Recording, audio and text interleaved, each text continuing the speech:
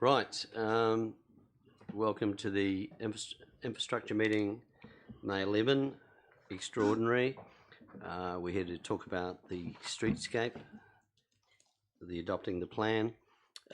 With us, we have three people in public forum. We have Joe Sharp, Bernie Brown, Ben Fockins, welcome. We also have with us Nick from ISMIS, Tess from TBIG, and John Green, Chair of the CCGG Committee.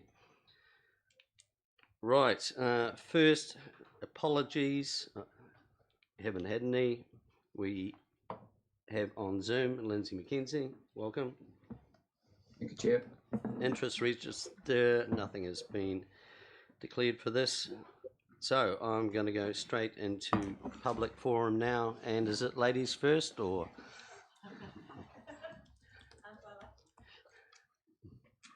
I've written a wee speech. And if you just move the mic up close. Yeah. Is that loud enough? Is that loud enough? Yes, that's good. Thanks, okay. Joe. Okay, so the way it works, you wish to each speak? Yep, so you have 5 minutes each to speak and another 5 minutes for questioning, or if you want to speak for 10 minutes and have no questions, it's your call. Yep. 4 minutes and 55 seconds. Okay, there you go. So I'm Joe Sharp and I have the Vodafone franchise in Invercargill. So we're one of 3 franchises left in New Zealand actually with Vodafone. I've been doing this for 10 years in Invercargill, and actually it's coming up to our happy birthday next month. So it's been pretty fun so far. But I'm here to talk about or to raise our shared concerns about the impact that the proposed 67% reduction in parking will have on businesses in Don Street. As the street that is tagged first to be upgraded, the lack of a reasonable parking solution in the meantime will impact heavily on customer access and our ability to trade. I understand the vision for the CBD is to encourage people to park once in the 600 plus ICL parking facility and then to have them meander through the laneways to Don Street and other places. However, this parking won't be available initially at least, and it may be a cause for customers to review their shopping habits and shop elsewhere. So there's currently 37 parks, I guess you'll know this, but which are a mix of angle and parallel parks and include 1 accessibility park and 1 loading zone.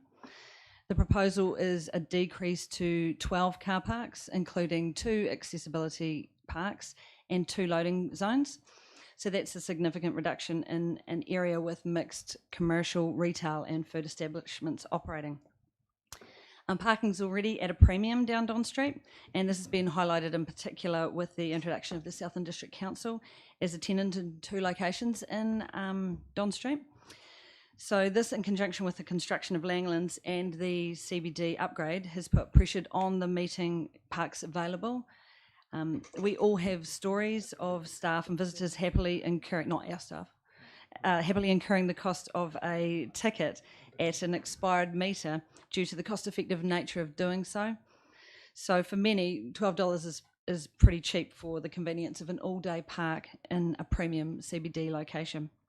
So ultimately the issue may be a short-term problem, but it potentially makes Don Street a less appealing place to locate a business, and business owners may decide to move premises to where parking is less of an issue. And so reducing the vibrancy of the CBD. They may even close doors. Significant investment has been made in fitting out the stores on the street, and to have this money and resources potentially wasted is disheartening.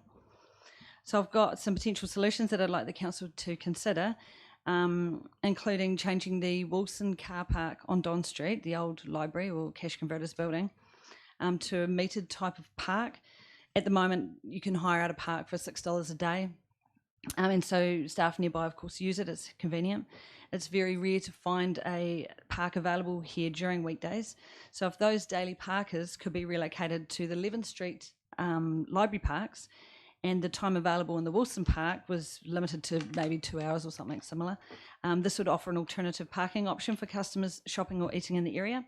So there's 36 parks in that Wilson site. So maybe a mix. It's just having more parks available in the meantime at the very least.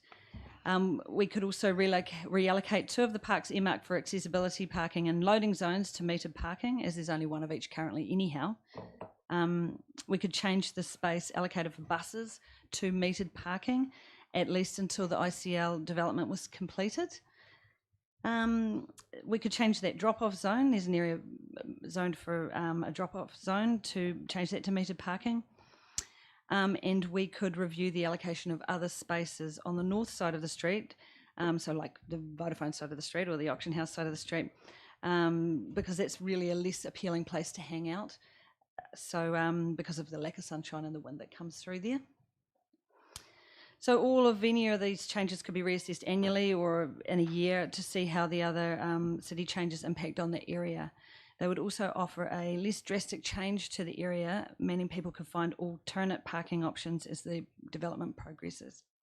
And thanks for your consideration. I was going to add a wee joke. I don't know if it's appropriate, but No jokes are awkward.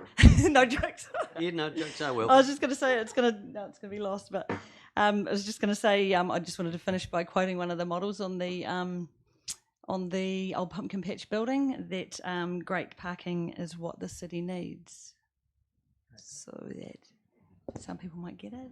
I'll just move on. Might have to explain now. Which one of the great models was that, Joe? It might have been somebody sitting here today.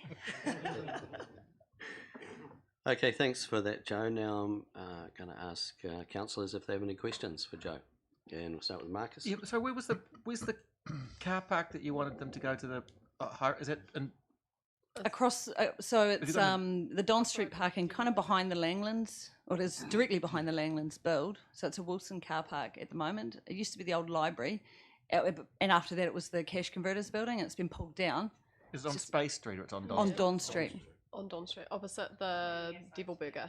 Yeah, the Space Street one is allocated for tenants of the building, and some of those are auction house. There's 10 of those for auction house. It's probably a harder area to reallocate.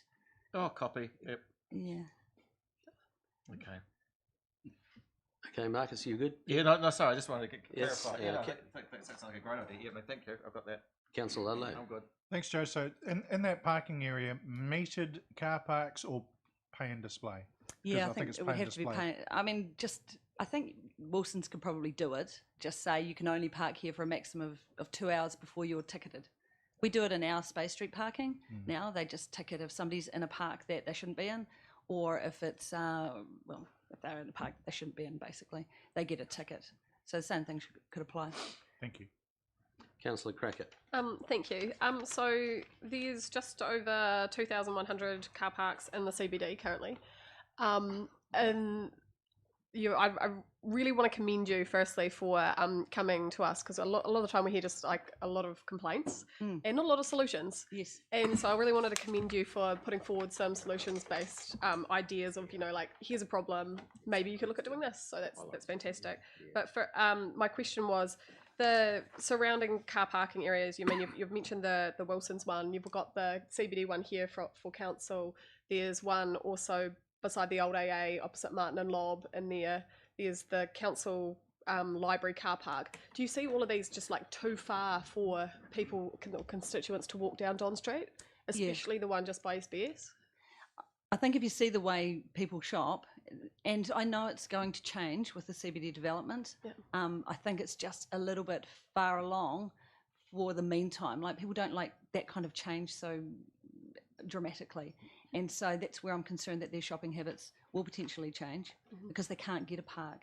And so going from 37, it's huge, down to, it's actually less than 12, I think it'll be hard, very hard. And they won't walk. Well, I mean, they could park across, right now, they could park across at the library park at the moment and just walk across the road. It's less than 2 minutes, but they don't, and they won't.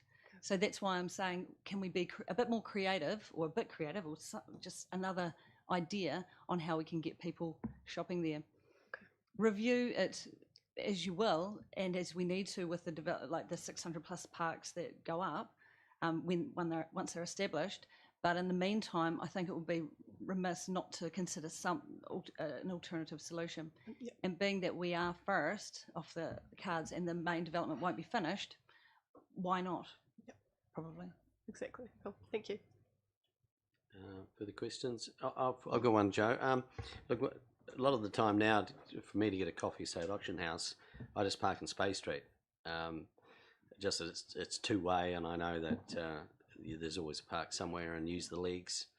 So yeah. Do you find many of your customers will do that? Just Yeah, we get a lot of, well, Auction House have 10 parks. no, but I mean out on Space Street.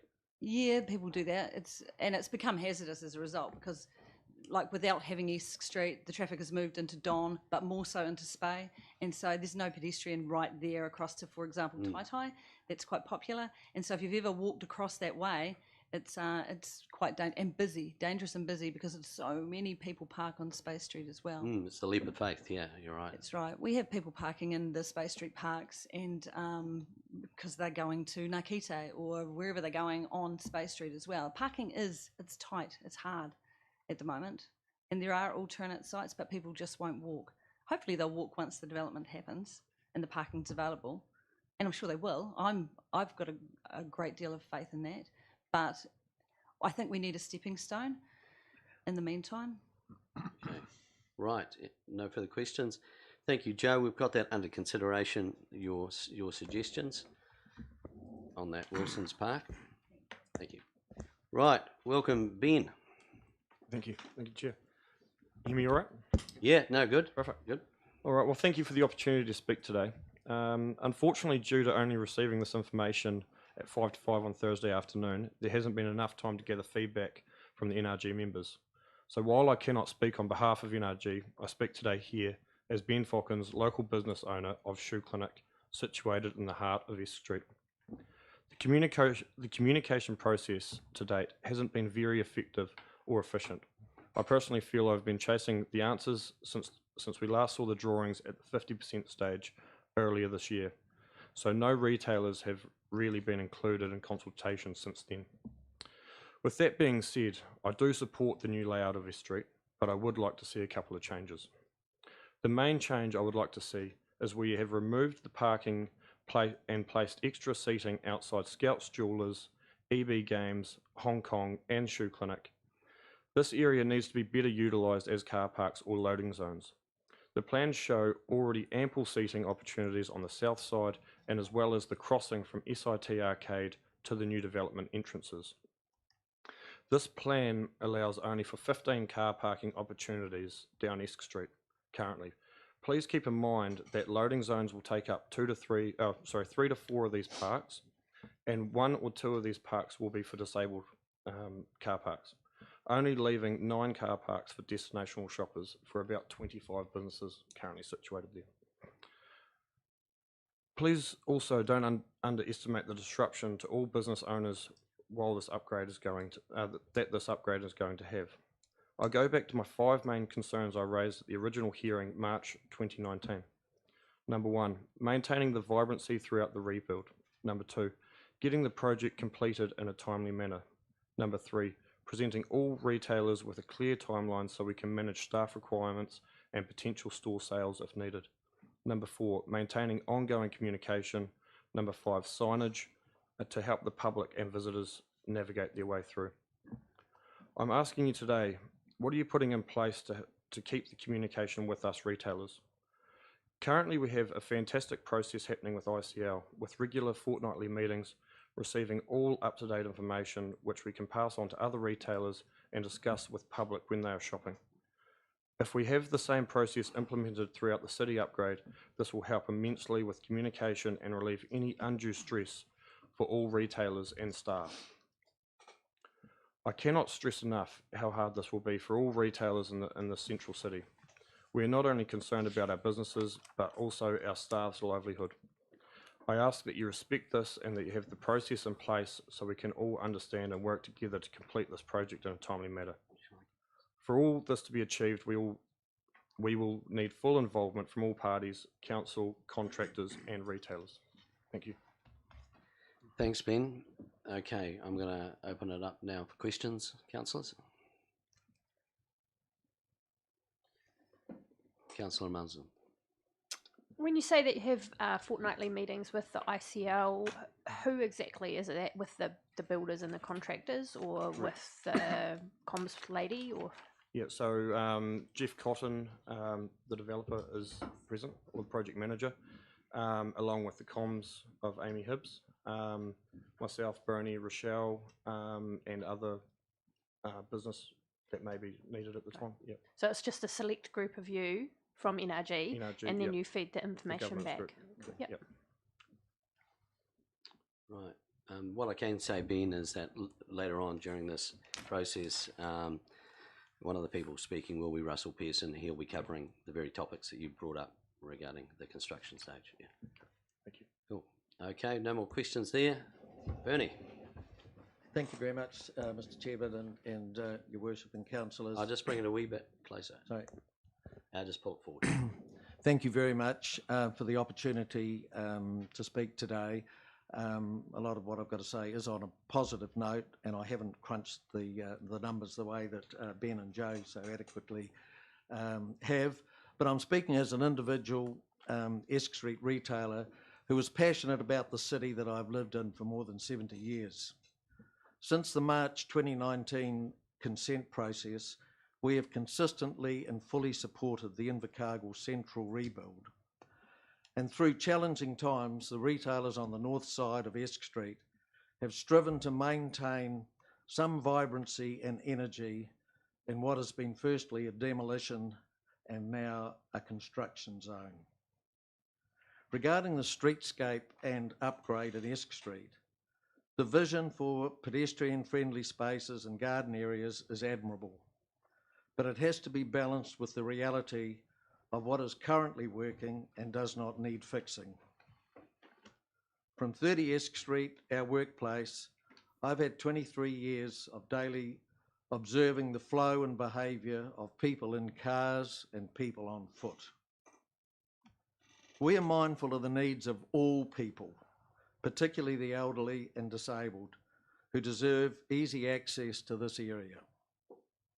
The multi-level car parking building will not be an option for many of these people. On the street, there is an overwhelming preference for angle parking over the proposed parallel parking. You only have to watch people, not necessarily elderly or disabled, attempting to parallel park to drive this point home. Invercargill is the business centre for the whole province, and we have to appreciate that the Tokanui farmer, the Bluff fisherman, and the Te Anau motelier come to the city centre to do business quickly and smoothly and return home. They do not require green spaces or playgrounds, they have their own. They do not need obstacles put in their paths. Many of these people, like our own city people, are time poor. The future of the city is exciting. The completed rebuild will be a game changer. It is to be hoped that the old and the new, the big and the small, the north and south sides of Esk can work together to enhance the Esk Street experience. All the little guys need is a voice and an even playing field. I think it is fair to say that up and down the country, councils are embarking on new inner city projects, and not all have met with universal approval. In fact, from as far north as Auckland and as far south as Dunedin and Gore, there has been much discontent expressed in the media about certain aspects of such upgrades. If, and only if, such reaction should occur here, we would hope that Council would address any issues head on and to be accountable for any flaws in the planning that need to be rectified and take the appropriate action. Thank you very much for your time. Thanks, Bernie. Okay, councillors, questions for Bernie?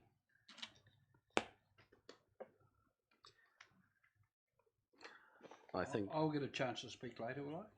I've got no questions. no, probably won't let you. No, of course you can. Yes, yes. Alex. Oh, I've got a question. So you will have obviously had a good look at the comprehensive preliminary drawings at the moment, and you'll notice that outside, I think it starts at around Shoe Clinic, that there's a common area where a lot of the furniture, street furniture, is modular and removable, Yep. with the idea to create a bit of a open space or piazza where you could have like a farmer's market or an event or matariki or whatever we have in the inner city. Do you see that sort of vibrancy to be able to have that in the middle of that street rather than, the intention of Wagga Place was always to be something like that, but obviously isn't functioning in that manner. Do you see that as a positive? Oh, very much so. And as a street, we have embraced those occasions when the street has been closed down for Matariki, for Market Day and other such occasions where it is, predominantly pedestrian. And that's for the greater good and the overall, picture of things. But in the day-to-day running of business, it's access and convenience that's the key. Yeah. Okay, thank you. We've got Councillor Ludlow, then Councillor Clark. Thanks. Bernie, you've been in retail for a couple of years now. Can you describe how the traffic pattern has changed from the years when Friday was the big day and Friday night to now, and the shift to 7-day trading, how that's affected traffic flow? Well, I think the general pattern of business is that there is no pattern, and a Sunday can sometimes be better than a Saturday.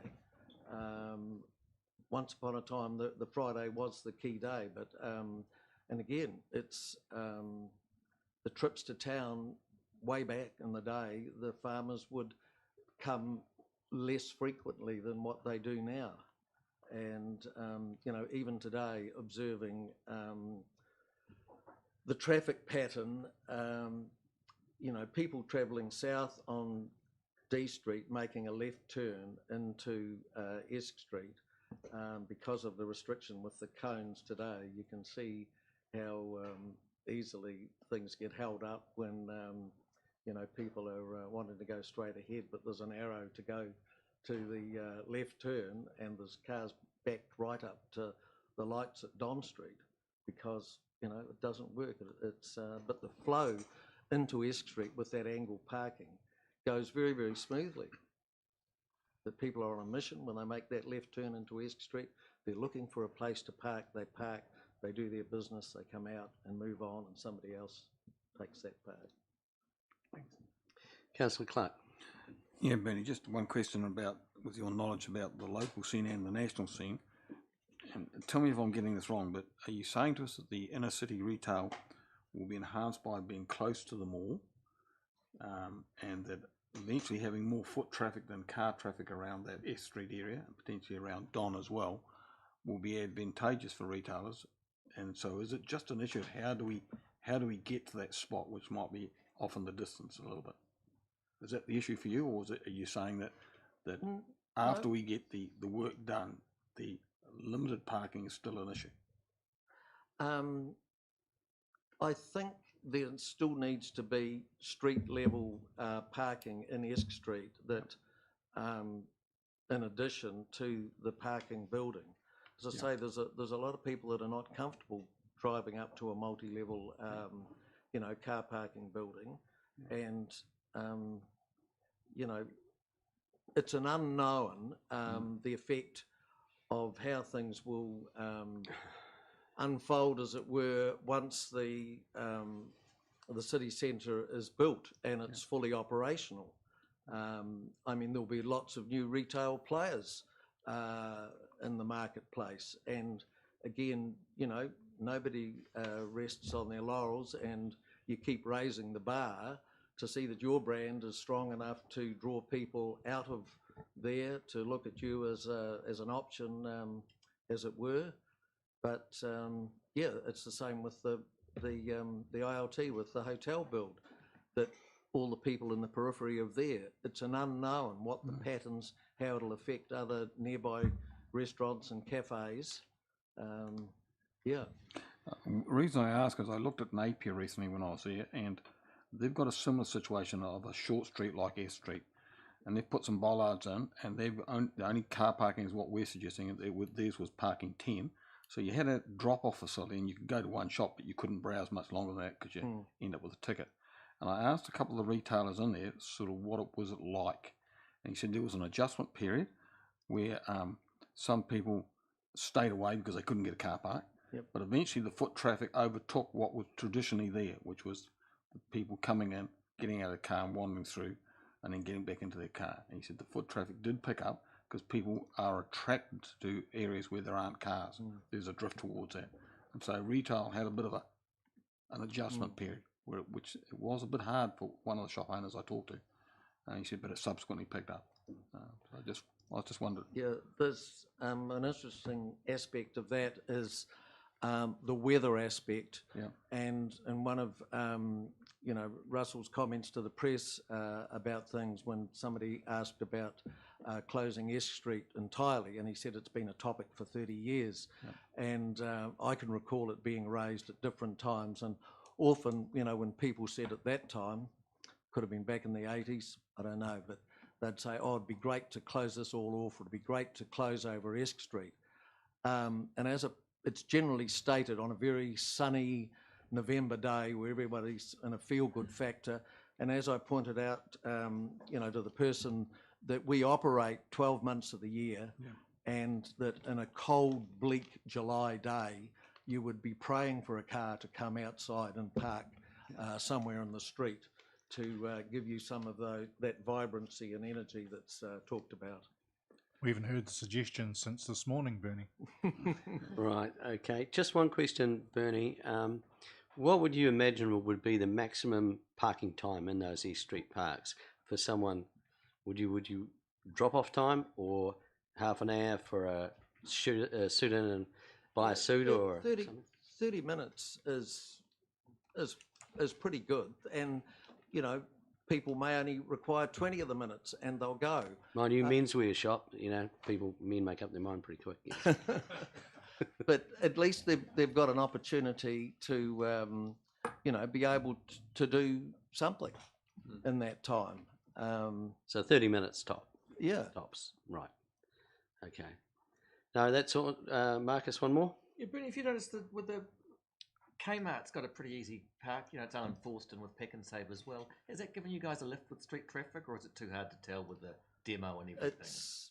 It's pretty hard to tell. We have had feedback from a lot of people who formerly would have travelled to Dunedin to go to Kmart on occasions, and we've had Dunedin people who have been in our store who have come down over a weekend to do some Kmart shopping for the family. And they might park there and find their way to your place. Is that what they'll do? I think they do the Kmart thing, get in the car and drive. Yep. Right, okay. Thanks, guys. That's all now. Now we're going to move on to presentation from John, Tess, and Russell, and Nick.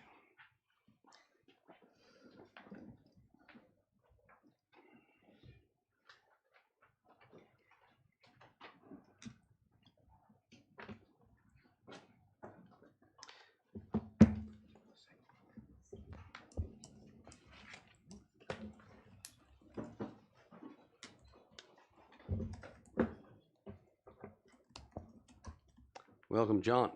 Thank you. Looks like we're ganging up on you with four of us, doesn't it?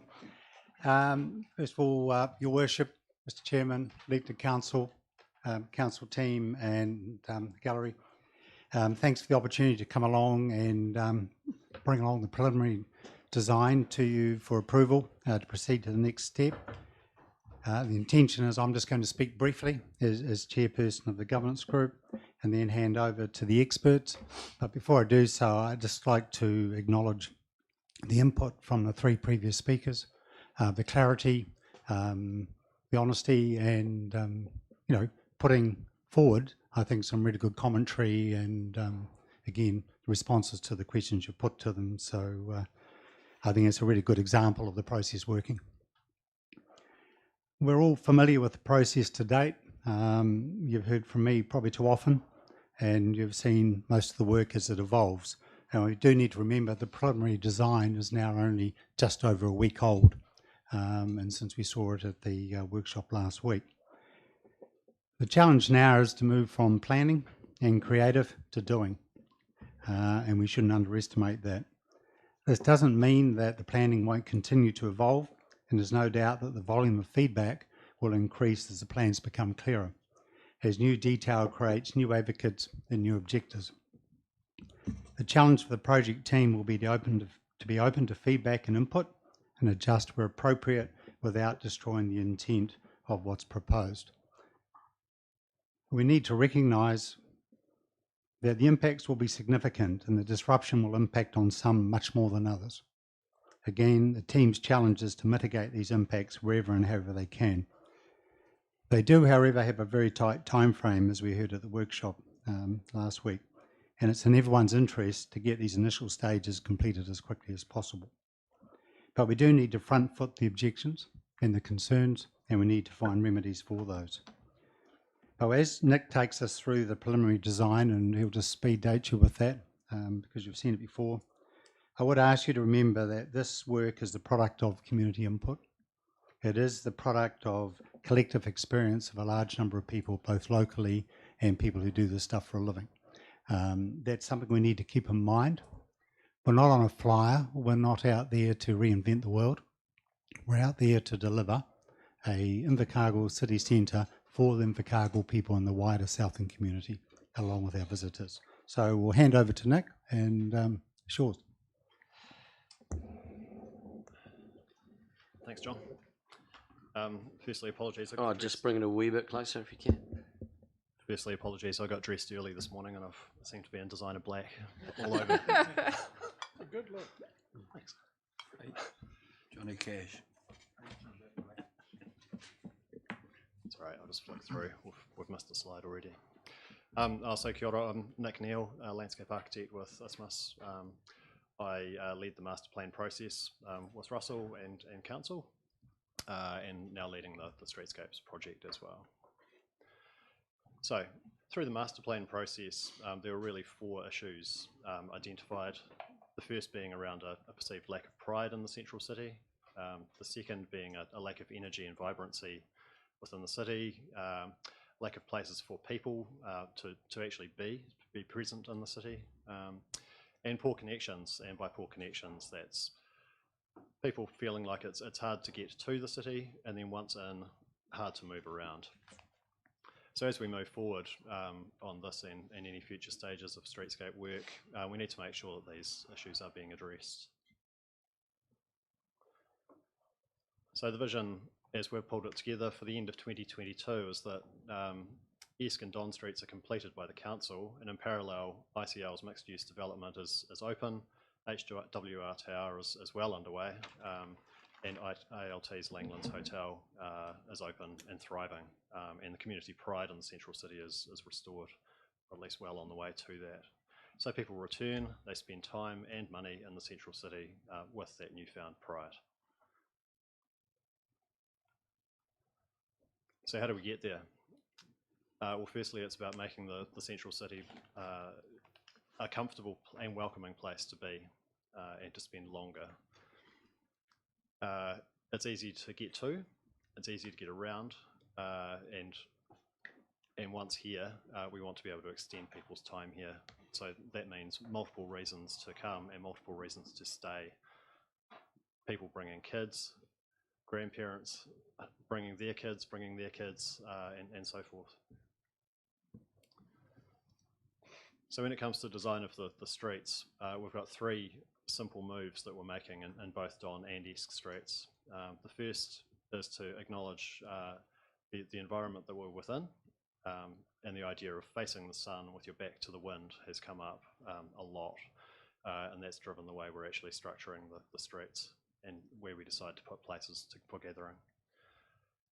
Creating a simple structure within the streets and a variety of spaces, and that in part comes down to Councillor Crackett's comment before around flexibility in the street. So sometimes the street is a place to move vehicles and people, sometimes it's a place to actually gather as a community.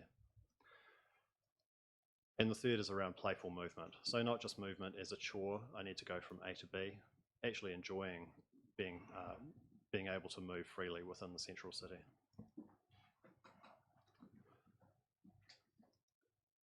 So the right-hand side, the left-hand side, sorry, talks simply about the space that we've got allocated for people, for gathering space on both streets.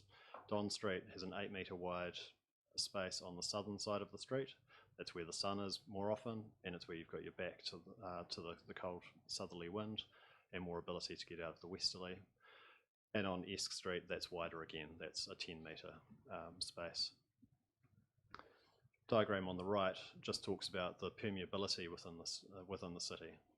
So with the development of ICL linking into the arcade and then through into Auction House, there's a great pedestrian route to get you through the city easily, undercover for the vast majority. And when you're within Esk Street, there's the ability to move freely. It's a place for people first, and vehicles are visitors in that space. Also worth acknowledging that the ICL development have put a lot of effort into making sure that that whole building edge is permeable for people, so people can enter and exit through the main entrances as well as through all of the tenancies along there. And we want to make sure that the spaces within the city are playful and playable as well. And so that'll be in part the idea of trails or connecting smaller features together, making sure there's enough space for social and passive play, knowing that there are groups of community, teenagers for instance, unlikely to play in the playground fashion, but play for them is about being social and being together, sitting on an edge and watching others. And really we're wanting to explore the idea of water and light and how that can generate energy within the street day and night. And pulling on the environment for colour. And that's in part around colour that gets applied to elements within the street, and partly about how we think about light. So it's more than just a functional requirement of lighting a street, it's about how we get flair in there as well. So Esk Street's designed as a shared space with a consistent paving material across the full width, and it's about people first, vehicles as visitors. All vehicles are able to move through the street, and the parking is focused on the north side of the street, making more space on the south, in the sun, out of the wind, for people to gather. In the centre, we're proposing what we're calling the clearing. It's a flexible space that's populated with movable furniture, and that furniture is able to be moved to the sides to create a venue in the centre of the street. And in part, the clearing provides an ease of movement from the ICL development through to the arcade. Also worth noting that the seating elements, particularly in the street, face north and for the most part east. The idea being that people want to face the sun, and planting behind can provide a bit of buffer from the wind. And sight lines across the street from the north side retailers to the south side and vice versa are free and open. So this is the shot looking from, as you've just come out of SIT Arcade, looking towards the Kelvin. This is a raised timber platform that faces onto the clearing. The idea being that at times it'll be a seating space, at other times it'll be a social space, but it can also be a place for performance, both organised and impromptu. And this is a view as you turn from D Street into Esk, so facing towards HWR Tower with the Kelvin in the background on the left-hand side there. You'll see there's substantial planting in here, and the planting is in part about aesthetics, about seasonal colour, and it's also got a function in that it's a rain garden, so it takes water from the paved surfaces, it cleans it through natural processes, and then it puts it back into the stormwater system.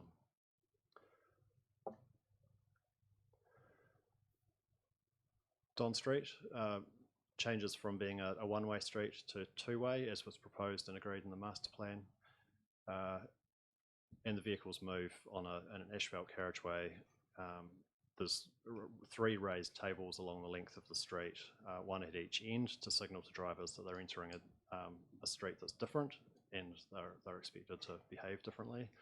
And then a raised platform in the centre, which provides easy connection through, again, from the arcade through to Auction House without the need to step down onto a carriageway and then back up. So it's pedestrian grade the whole way across the width of the street there.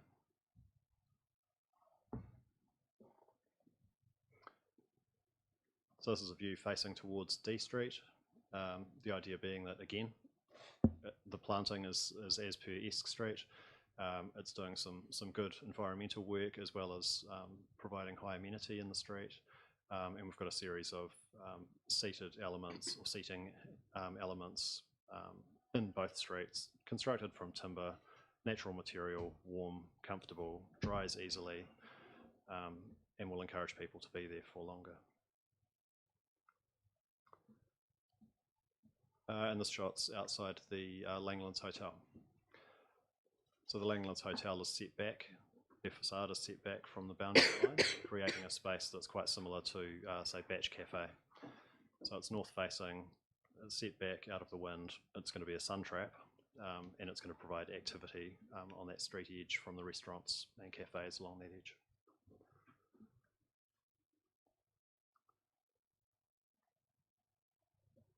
So ultimately, the project aims to develop an Invercargill for Invercargill. This is not about Isthmus coming in and telling you what you should be doing. It's about listening to you, thinking about it, and reflecting back what we're hearing. Building on the existing qualities of the place, and developing at the same time developing a new look and feel, brings new energy to the city, but it builds on Invercargill's robust and stoic personality. So strong and independent, without too much fuss. So I'll pass over to Tess now to talk about program. Thanks, Nick. Good afternoon, all. So I'm here to talk about the delivery program today, acknowledging this program, as John has mentioned, is incredibly tight. The program has been developed around the priority projects being the Langlands, completion of the Langlands Hotel and the ICL development to integrate with those opening dates. So I'll start on Don Street, and as has been mentioned, we're underway with a Three Waters renewal program on Don Street. So that started on Monday this week, and that Three Waters renewal program will run until August 21. And then in August, we're going to start the streetscapes work on Don Street. So we're going to start on the west end of the street, and we're going to move east. So we'll be starting at D Street, on the corner where the new Langlands Hotel is. And the first section of streetscapes works that we will do will take us from D Street to the SIT Arcade. We've done it that way to achieve the opening date for the Langlands Hotel, which is December this year, January 2022. So we'll be finished that section from Langlands through to SIT by January 2022.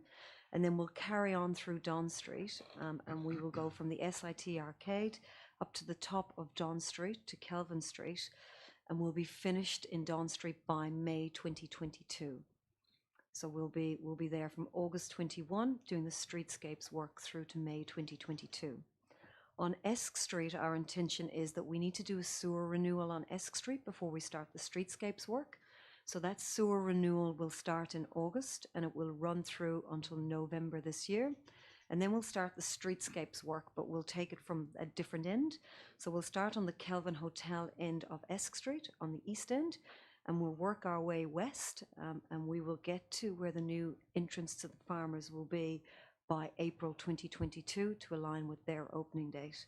And then we're going to split off on Esk Street, and our plan is that we're going to go to the north side of the street so that we can finish the streetscapes work where the operational retailers are by July 2022, so that we can get out of their area, and we can then move across the street, and from July 2022 to October 2022 we'll finish the works on the south side of the street.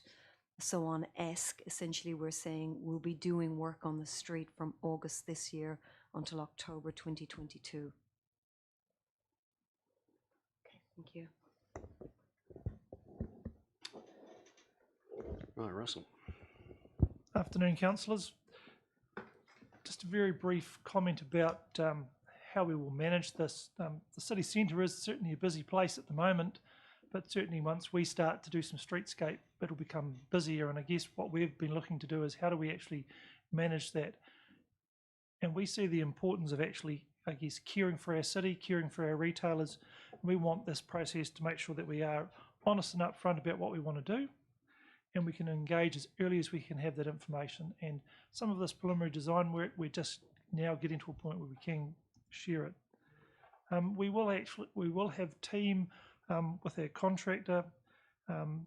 Within our project team, we'll have some communication people, but we'll also have our city centre coordinator, and all those people will be able to work together in a much the same way that Mr. Fockins talked about, having those fortnightly meetings, getting together. There's lots of information, and we want to make sure that we pull all those, I guess, projects and stories together so that we can communicate, I guess, once with the retailers rather than many times and actually confuse them.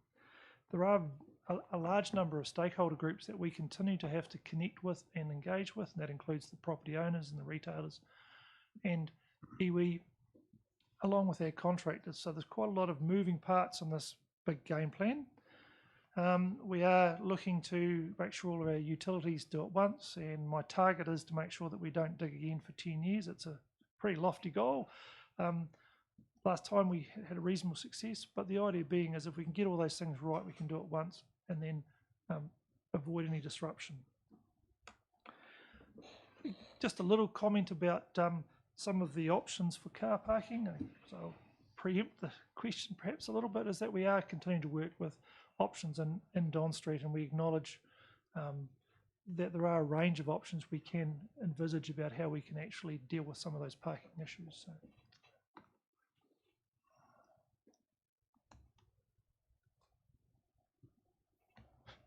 Now it works. I'd just like to wrap up, just making a note around, you'll see in the report that there's a statement in there around budgets for this project. You'll recall that as part of obviously the investment that's happening in the city centre at the moment, that council had committed $20.8 million to upgrading our streets. Originally when that money was allocated, it was hoped that that money would be able to cover both stage 1 of this project, which is the stage you've just seen, but also stage 2 of the project. And that stage is the section of Kelvin Street from Don along to Tay Street, and the remaining section of Esk Street from Kelvin Street through to this building. Now, we're at the point where we've obviously finished preliminary design for stage 1, and based on the costings that we have worked through for stage 1, we're at 17.7 million for that stage. That leaves us with what we consider will be insufficient budget likely for that to get us all the way through that stage 2. Now, we haven't actually stepped into preliminary design for stage 2, so we've still got a lot to work through there.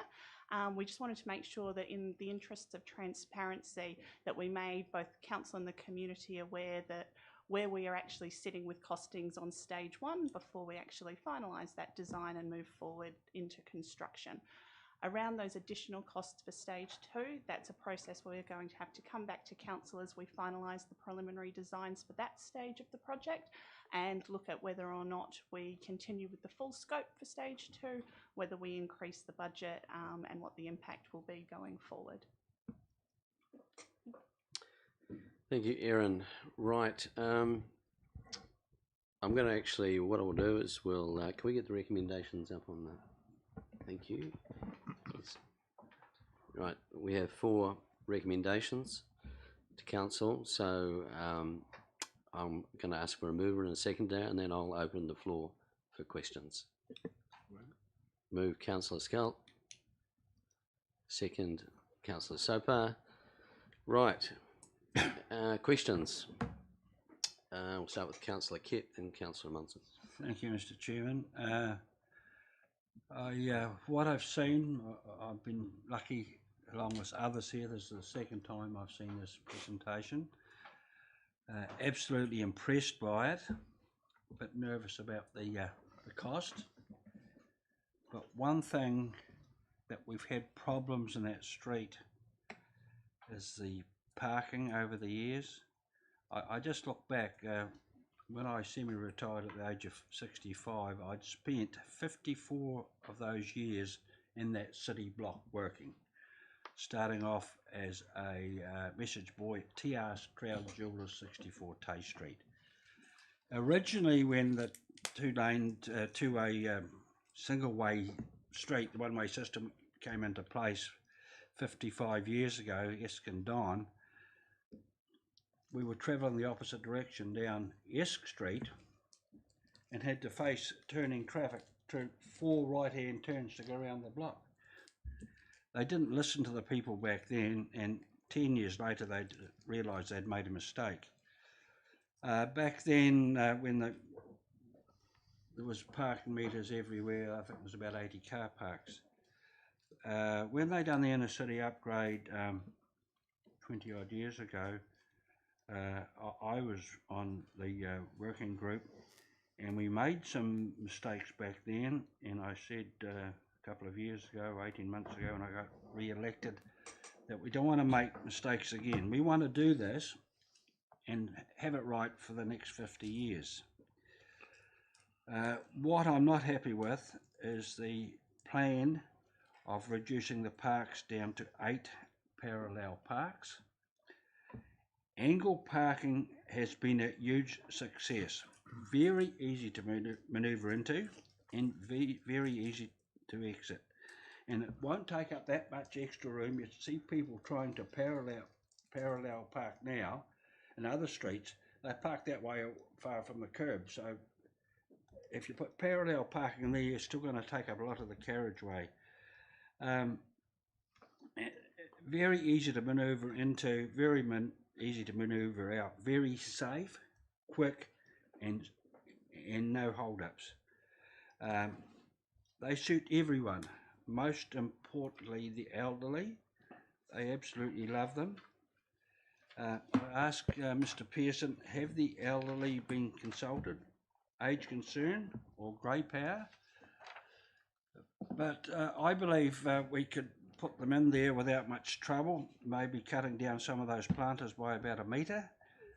We need as many car parks as we can get for the elderly. We have now over 10,000 pensioners over the age of 65, and that number is growing fast. And we've got a number of people with disabilities, including my wife and myself, and there are specialty retail outlets in the Esk Street that they visit on a regular basis. So that's what I've got to say. I just hope that you can give us some assurance today that if age concern and grey power haven't been consulted, could they be consulted? And I'd like to be in the mix with the people to talk to the next stage. But I can't see much problem in putting in angle parking. You can increase your park from 8 to about 16. I think you could do it easy. I don't know if you can give us assurance on that today. I'd like to think you can. No, there'll be no assurance today, unless you want to speak, Russell. Thanks, Mr. Chairman.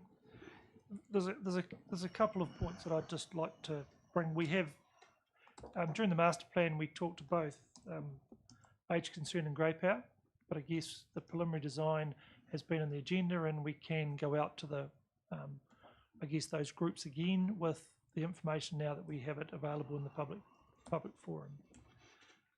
Just a couple of, I did some numbers while I was sitting at the back, and we know that the ICL development will have about 675 or thereabout car parks.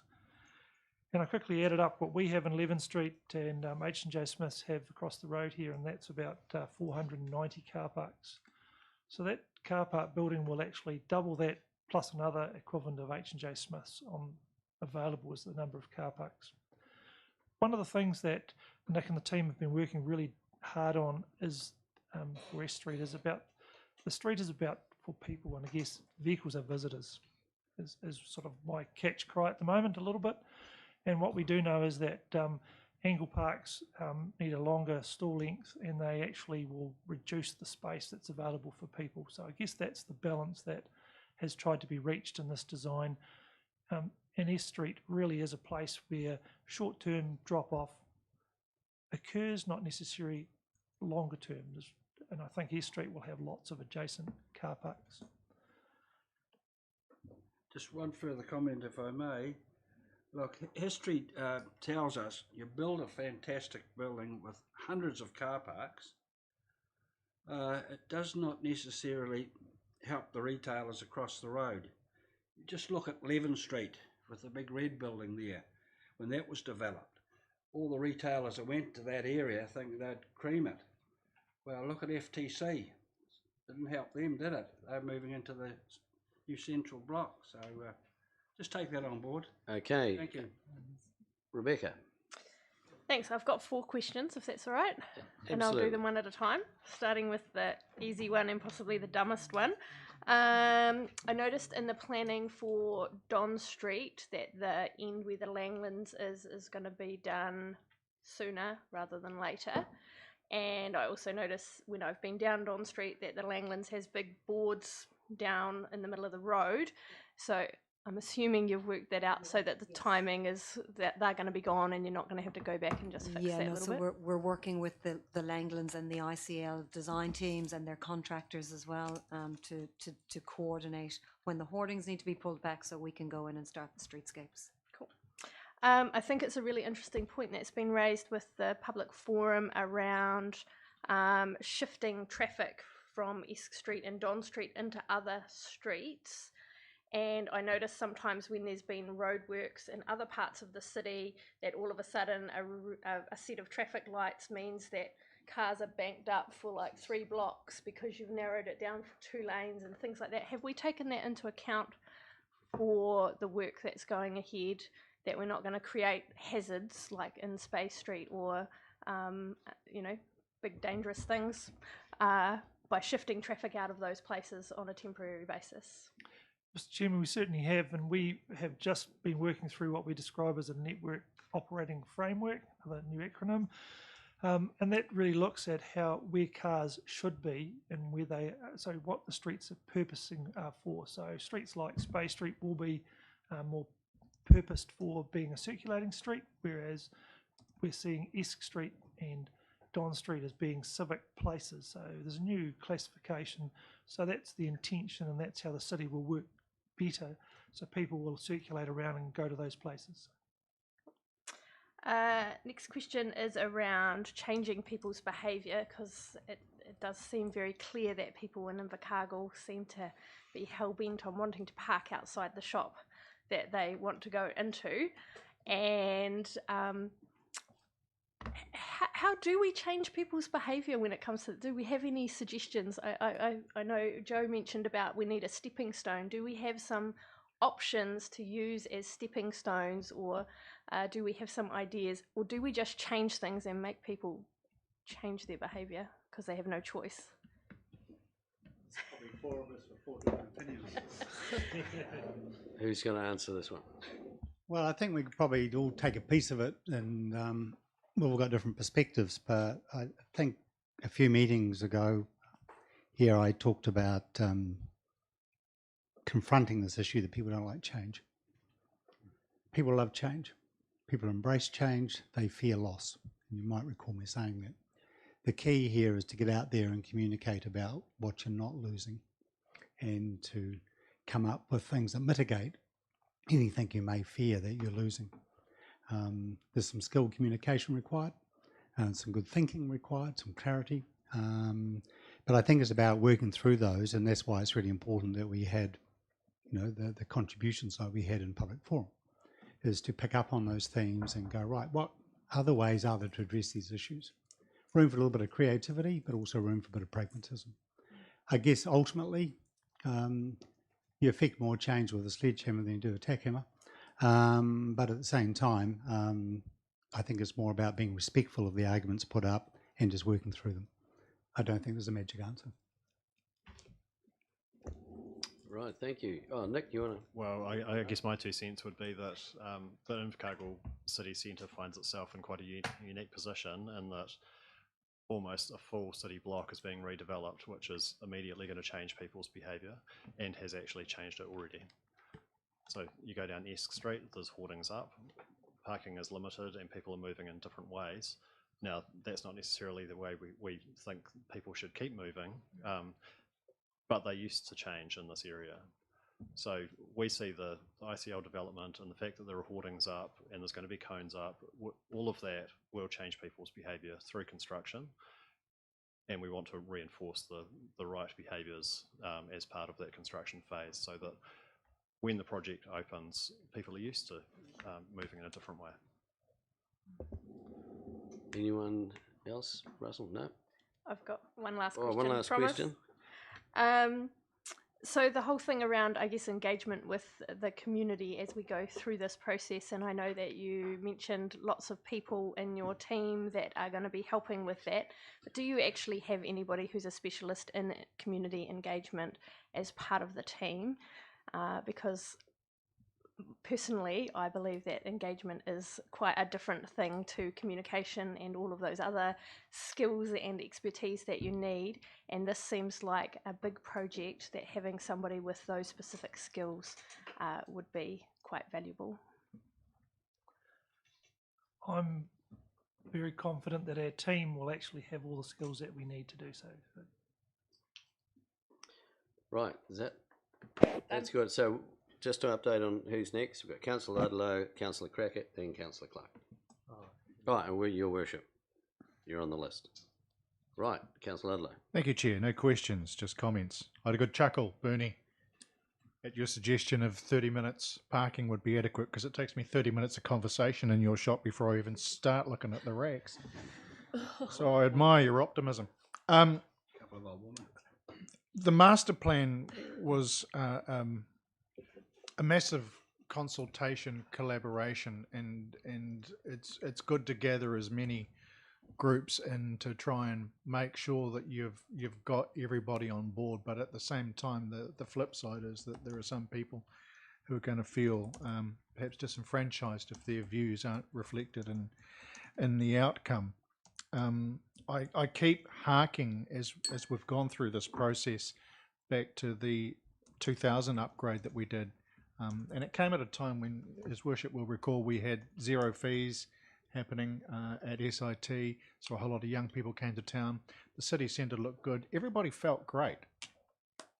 And the one thing that keeps me going through the end of the war zone that we're living in at the moment is that at the end we're going to have something quite great. People are going to feel really good about it, and I'm looking forward to that.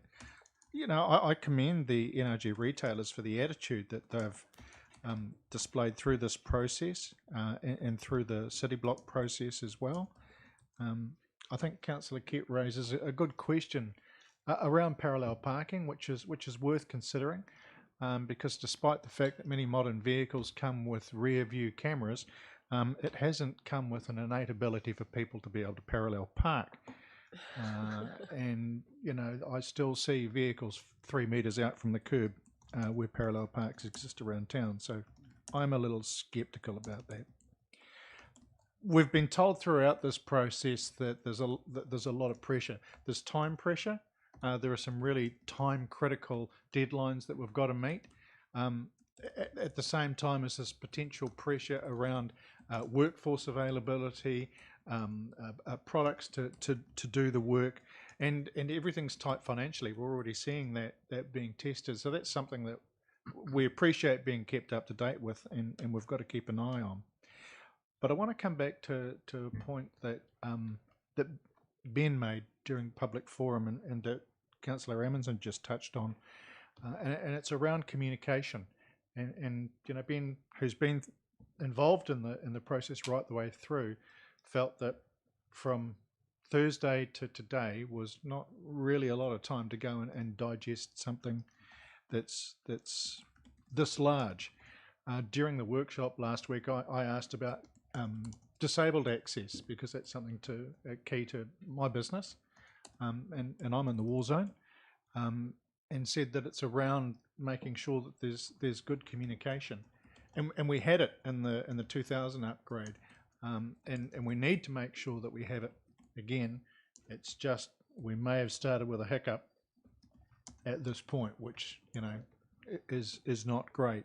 I still feel that we're on the right track. I hear Russell when he says he's sure he's got the people on staff that will be able to do it, but it is something that we have to stay on top of. The retailers feel that they're being well serviced communication-wise by ICL, and that's great, and we need to use that as a benchmark for what we're going to do. Thank you. We have Councillor Crackett. Thank you, Councillor Pottinger. I've got two questions. One is probably best positioned with Tess. When we're looking at the project team or who we're going to end up tendering with, is it part of the criteria with the contractors that will be requesting that they do like fortnightly meetups, very similar to what NRG is currently doing with ICL? Absolutely. So we're requiring the contractor to have a dedicated comms person who will be able to communicate with retailers on a day-to-day basis or on a weekly basis, essentially whatever is required to ensure that they are kept up to speed. And then that comms person will work with the ICC team as well, and the ICL team and the ILT team to make sure that there's a consistent message as well, because we don't want to confuse people around different initiatives that different groups are going to be carrying out. Okay, cool. Thank you. I think that's absolutely paramount. And my second question is along the lines of what Joe has requested today in public forum. Do we have any ideas of initiatives or anything that we're talking about with parking in the inner city to try to move some of those long-term parking stayers, shift them out of the CBD a little bit more while all of this is happening, so we can get some repetition or fast movement of traffic so people can come in and out rather than taking all of that long-term stay up? We continue to look at options, and we have been looking at some other options for Don Street to increase some extra that short-term type parking, which is really how you will actually set up those, either a space or on street. So I think in the preliminary design it indicates that both Don Street and S Street will have shorter-term parking, so you won't be able to park there all day. So we've also got other initiatives where we are actually allowing, with our new meters to come on stream, to actually have different parking regimes in different places. So we do have quite a range of different parking options. For instance, like Leven Street has a number of people who have leased parks. We have some P90s on the roof. So each of those locations have different options where we can encourage people to actually go to places for longer stays where they want to, and shorter stays in other places. Just want to carry on from that. Sorry, thank you. The current loading zone, just as you go in into Esk Street, a couple of shops down, it's a loading zone, but it's currently used as a drop-off zone when there isn't anything being loaded in there. You just see people zipping in, zipping off, and that kind of thing. Do you imagine that with the current drop-off zones or the prospective drop-off zones in Esk Street will function like that, or do you see people probably staying in there for a bit longer than they should? Certainly in Esk Street, some of the parks will be allocated to, I guess, a loading zone for people, but we also would equally expect the streets of being a relatively smooth, slow-moving nature, that if someone wants to drop someone off, they could easily just stop in that space and drop them off, because it's not going to be a fast-moving street. So, and in Don Street, we currently have an area suggesting that there is a place for just simply that, just to drop off, so that you can come in and drop people off, and then they can go to the shops. Thank you. Okay, Councillor Clark.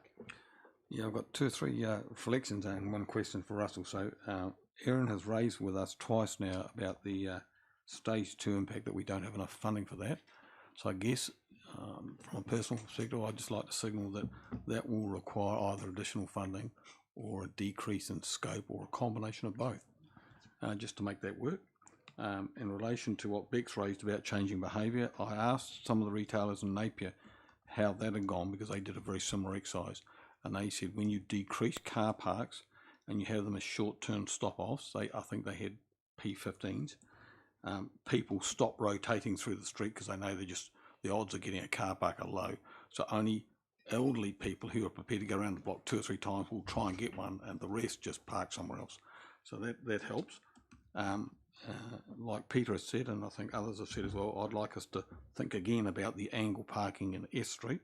I think from my observation, because of my addiction of going down to get Starbucks coffees every day, I see people attempting to do the parallel parking, and it's an absolute disaster. And so, and I've had quite a bit of feedback from retailers about that, so I think be able to look at that again would be great. And just as a last question for Russell, Bernie has mentioned that Darren comes in and spends 20 minutes in the shop before he gets his jacket, which takes 10 minutes, and has suggested that maybe the parking in there, which I think you said was going to be P15, P20, is that possible to be a little bit longer, like Bernie has suggested, which is P30?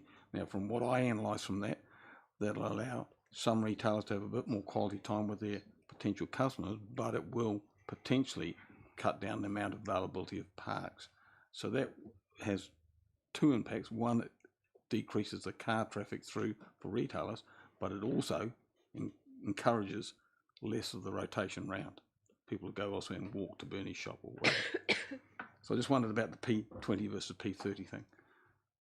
Mr. Chairman, I think our intention is that we would either have it as P15 or P30, and that's certainly something that we can work through in the detailed design, along with which parks are allocated for disability parks, which parks are how many loading zones or how many restricted time as in a P30 parks. I think if you have the time too short, it's hard to enforce. If you have it too long, it actually defeats the purpose of what those parks are there for. Yep. So just one question in relation to that. Is there some ability to trial it, and then if it doesn't work, to adjust it? Councillors, I think every park you are able to change by a bylaw change to actually set what you wish, and it may or may not even have been a charged meter. It could be a free period. Great. Yep. Thank you.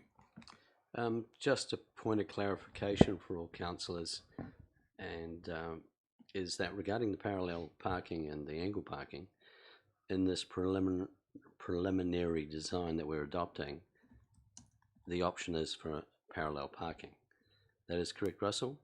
And so if we adopt this, we are not going to be looking at the parallel parking options, the angle parking options.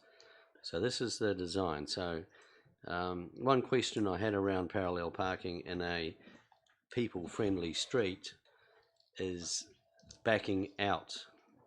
Now, I've done parallel parking, scares the hell out of me with a pedestrian behind or someone walking or whatever. You know, fair enough, modern cars have the odd camera or something, and the length of vehicles. I went to a function at Transport World on Saturday night, and they've got angle parking out there. We pulled up in our SUV, which is a medium-sized car, and this could have been a Ranger or a Colorado or whatever, far out. It pulled up beside us, and it went forever, and it was sticking out, you know, right into the road. And the vehicle lengths these days in size. So I'm just wondering, you know, this angle parking thing, mixing it into a people-friendly area, to me, just is not. It's just oil and water. It just won't work. And so that's why I'm reminding people now, we embrace this people-friendly concept. The design is, if we adopt this, we're going for parallel parking. That is correct, Nick? And yeah, we would be recommending that you would actually continue with parallel parking. Right. Okay. Sorry, I thought I'd remind everyone about that. Your Worship, you're next. Yes, thank you, Mr. Chair. The only issue I had, and it seems a relatively minor one, is that it was known when I first arrived here as the City of Water and Light. And I thought it was great, but people saw it as water being rain and light being lightning. And we quietly filed it away somewhere. I just wonder if you know what happened to that. Currently, we're a city with heart and electric vehicles or something.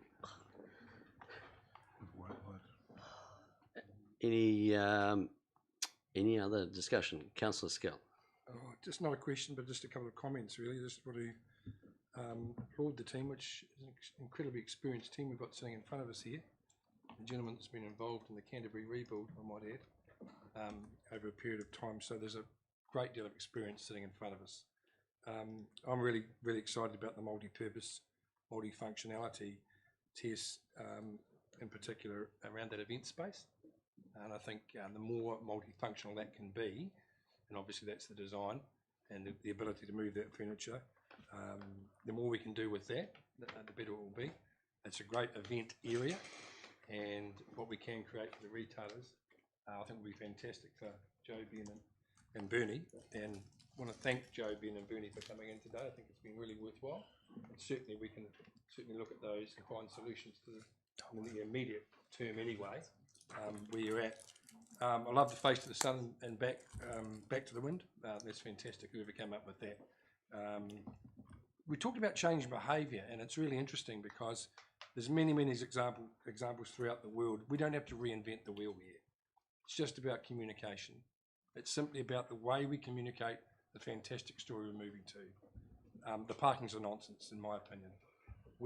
I love the actual visitors as vehicles. Most of that's you that come up with that.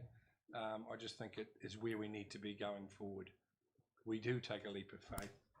This is not new around the world, what we're trying to create here. We've got a fantastic opportunity. We just have to nail it. Thank you. Councillor Kett? Yes, thank you. Could you put a number 5 in there and the wording to the effect that the design team look at angle parking opposed to? No, we can't do that. We are presenting. The reason we can't do that is we are presenting a preliminary design, and the design is in front of you for adoption. So you have. I can't see why you can't. It's only something minor. I think you can. I'll let the GM speak to this. So what I just want to state is that when we've discussed this one previously, we've spoken about the fact that because of the timelines that we have on this project, we need to move immediately from preliminary design into detailed design. Now, what we are bringing to you is the preliminary design, the picture of what this will look like, and we need to now move into the detail, the engineering side of that this week, if we are to keep to those timelines around being completed and out of the way in time for the openings of those developments. It is a significant change to what the design of the street has been done. If we are making that change to angled parking, would completely require changes to the sizes of that pedestrian zone on the southern side of the street. And really, what you would be doing is sending us back to revisit preliminary design. If we go back to revisit preliminary design, we simply won't make those timelines. So the comments that were made the other day about once we have a look at the preliminary design, we move forward, we're on the express train through to construction, we can't get off. So if we want to make those timelines, the preliminary design is in front of us for adoption today. Correct. Councillor Ludlow, then Councillor Lewis. Thanks for the clarification. I'm not going to create roadblocks because of people's parking ability or lack thereof. But I stand very firm in around there needs to be good communication with not only the members of the wider city, but particularly with the people who are trying to operate in this area through this time. Okay, Councillor Lewis. Thanks, Chair. Just a very quick question. Outside Glassons in S Street and Flight Centre in that area, there's quite a number of presumably seats marked on that plan. Is there any chance perhaps one extra parallel park could be put into there? That would not involve a lot of change or even change our decision, whatever we make today. I think we're going into design here. I think we are not designers as councillors. We are here to adopt this Fair enough. preliminary design designed by the experts we've engaged. Councillor Arnold. I was just going to say, when we come back to like changing habits, I don't know about you guys, but if I ever go to Dunedin, I drive straight into the Meridian Centre Park there and I do everything. So I think that that is a habit that we are going to adjust to very, very quickly, and I'm very sure I'll still pop over to the shoe shop in there from being parked there. And I think the advantages, you know, as a retailer, probably in my view, that how I feel about things, is going to be more of an advantage than a disadvantage with what's going ahead in the city block. Thanks. Huge advantage. Thanks for that perspective. Councillor Soper. Thank you, Mr. Chair. I wasn't going to speak, but I thought I would just make a little comment. It seems to me that there's the big decision here is us accepting that we're agreeing to a concept that's about people first and that vehicles are the visitors. On that basis, I like this preliminary design and I would like it to go ahead on the timeline. And I think if we accept the people first concept, then to some extent we're accepting that that has consequences about parallel parks or angle parks, and that we're, if you like, pinning our colours to this being a preliminary design that's gone through a great deal of thought, consultation, and several meetings already that have arrived at this point. So I feel very comfortable about voting for it in the full knowledge of what we are saying we accept. Thank you. Councillor Abbott. Yeah, I'll be very, very brief. I've just taken on board the parking issues that were brought up by the team, and I've been listening to the prospect of communication, and I really think that us as a council and you as a team, John, can actually re-educate people and send them to these alternatives like the Wilson, alternatives like the 11th Street car park. I think we just need to put some education out there. Okay, right. We've had it moved and seconded. We have the 4 recommendations up on the screen. I'm now going to put the motion. All those in favour, please say aye. Aye. I'm against just because of the parallel parking and not giving consideration to the elderly and the disabled. I was going to ask for the against, so would you like your vote recorded? Yes, please. Okay, with that, the motion is carried. Thank you, councillors. Closing the meeting.